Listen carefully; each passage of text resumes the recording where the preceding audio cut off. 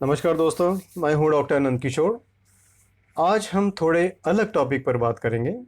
हम में से बहुत लोग स्टॉक मार्केट में या तो इन्वेस्ट करते हैं या ट्रेड करते हैं, लेकिन क्या आपको मालूम है कि दुनिया में सिर्फ 3% लोग स्टॉक मार्केट में ट्रेडिंग से प्रॉफिट कमाते हैं।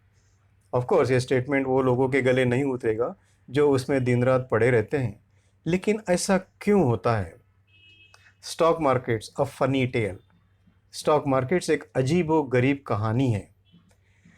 जब वैश्विक अर्थव्यवस्था कोविड-19 महामारी के कारण हुआ लॉकडाउन से डूब रही है, शेयर मार्केट लेकिन फल फूल रहे हैं। उन लोग जो पहले से ही समृद्ध है, समृद्धि की सीमा पार कर चुके हैं, जब अरबों लोग अपनी संपत्ति खो रहे हैं। एक आंकड़ों के अनुसार मार्च से जून 2020 के बीच अमेरिकी अरबपति दैट इज मिलियनर्स की संपत्ति $584 बिलियन या 20% से बढ़ गई, जो कि मार्च से जून 2020 के बीच अधिकांश आर्थिक प्रतिबंध लागू थे। उसी अवधि के दौरान 4.5 करोड़ अमेरिकन लोगों ने बेरोजगारी के लिए रजिस्टर किया था, जबकि यूएसए की जीडीपी पहली क्वार्टर में -4.8 पर पहुंच गई थी, जो कि 2014 के बाद ये पहला अवसर था। भारतीय शेयर बाजार मार्च 2020 के शुरुआती गिरावट के बाद लॉकडाउन के माध्यम से रुका हुआ था, जो मुट्ठी भर शेयरों द्वारा संचालित था। मार्च से जून 2020 के बीच केवल 10 शेयर्स में जो मार्केट को ड्राइव करते हैं 75% की वृद्धि हुई थी। जनवरी 2020 में जीडीपी का विकास दर 3.1% से घटकर जुलाई 2020 में -23.9 हो गया था। लेकिन मार्च 2020 में सेंसेक्स जो 28,000 पे था, जनवरी 2021 में तेजी से 50,000 पॉइंट पे पहुंच गया। What is then driving the stock markets? Share market को ड्राइव कौन करता है? शेयर बाजार न केवल मैक्रो इकोनॉमिक फंडामेंटल से डिस्कनेक्ट किए जाते हैं, बल्कि वो बिजनेस फंडामेंटल से भी डिस्कनेक्ट हो जाते हैं। The stock markets are not only disconnected from the macroeconomic fundamentals, they are disconnected from business fundamentals as well. Financial year 20 के क्वार्टर 4 में 532 कंपनियों का प्रॉफिट 39.5% तक गिर गया था, जबकि इन्हीं कंपनीज का वित्त वर्ष 2019 के क्वार्टर 4 में 59% से अधिक वृद्धि हुई थी। देयर रेवेन्यू परफॉर्मेंस पहले से 12 क्वार्टर से भी खराब था।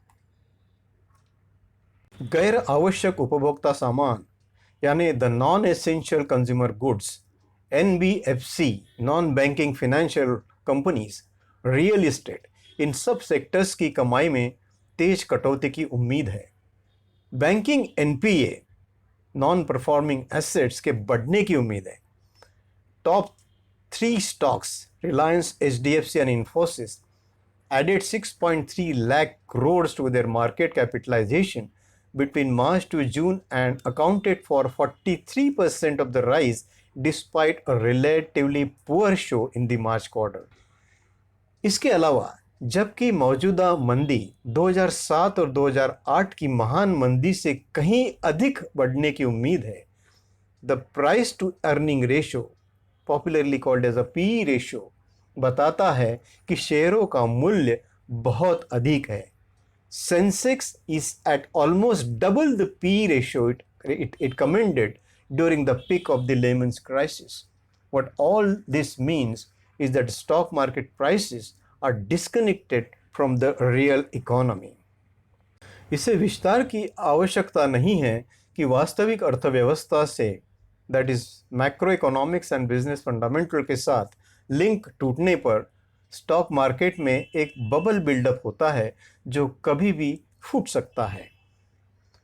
Why stock markets boom when economy is in tatters is not unknown. ये कोई नई बात नहीं है कि जब नेशनल इकोनॉमी खतरे में रहती है तो स्टॉक मार्केट बढ़ता क्यों है।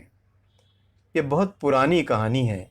इसका एक रीज़न है लिक्विडिटी इन्फ्यूजन। अमेरिका में फेडरल रिजर्व ने अधिक लिक्विडिटी बनाने के लिए न केवल शून्य के करीब ब्याज के दर को कम कर दिया है, बल्कि यह भी तय किया है कि इकोनॉमिक स्टिमुलस के लिए खुले बाजार से कॉरपोरेट बॉन्ड खरीद लिए। इसका मतलब है to use public money to prop up private interest. जैसा कि 2007 और 2008 की महान मंदी के दौरान हुआ था, करदाताओं के पैसे को निजी निवेशकों को बचाने के लिए गिरवी रखा जाएगा अगर मार्केट में क्रैश होता है। लेकिन हमारे भारत में ये 2007 और 2008 जैसे बड़े क्रैश के बिना भी होता है। ये कोई रहस्य नहीं है कि हर बार बाजार में तेजी से गिरावट आती है। सरकार LIC और SBI जैसे सार्वजनिक क्षेत्र के उपक्रमों को निर्देश देती है कि वे जल्दी से स्टेप लें, स्टॉक खरीदें और बाजार की भावनाओं को बढ़ावा दें। सेंट्रल बैंक के शून्य के करीब ब्याज दर कम करने से लोगों को शेयर बाजार में निवेश करने के लिए लगभग मुफ्त में पैसा उधार लेने के लिए प्रोत्साहन मिलता है। यही एक कारण है कि अमेरिकी शेयर बाजार ने तेज़ी से रिकवरी की है। कई मायनों में शेयर बाजार सिर्फ एक अमीर व्यक्ति का कसीनो है, और जबकि जुआ कुछ अल्पकालीन आनंद उठा सकता है, पैसा बस एक व्यक्ति की जेब से दूसरे व्यक्ति की जेब में जाता है। The gambling and short term trading देश को अधिक समृद्ध या अधिक उत्पादक नहीं बनाता है। बहुत से लोग शेयर मार्केट को देश की इकोनॉमी का रिफ्लेक्शन समझते हैं, और जो ऐसा समझते हैं वो बहुत बड़ी गलतफहमी में हैं। एक तरफ से देखा जाए तो शेयर बाजार की गतिविधियाँ एक ज़ीरो सम गेम है, जिसमें एक आदमी दूसरे की नुकसान से फ़ायदा उठाता है। This is a game which most people play as an entertainment, as a recreation.